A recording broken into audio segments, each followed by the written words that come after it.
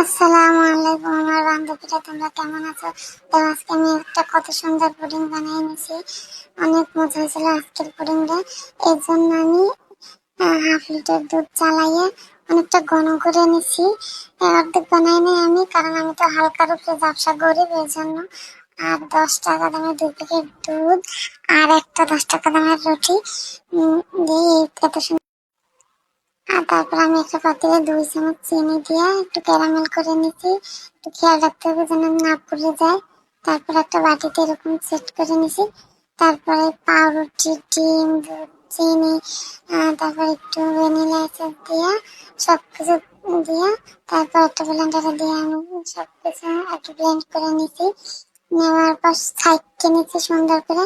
আর পানি একটা কড়াইতে পানি দিয়ে টক বগলে দিলাম, তখন আমি ঢাকনার ছিদ্র বন্ধ করে দিয়ে নিছি। তারপরে প্রায় 20 মিনিটের মতো আমি 20 থেকে 30 মিনিটের মতো আমি এরকম করে নিছি, ভাপ দিয়ে নিছি। তারপরে দেখো এত সুন্দর পুডিংটা হয়ে গেছে। তোমরাও চাইলে বানাইতে পারো।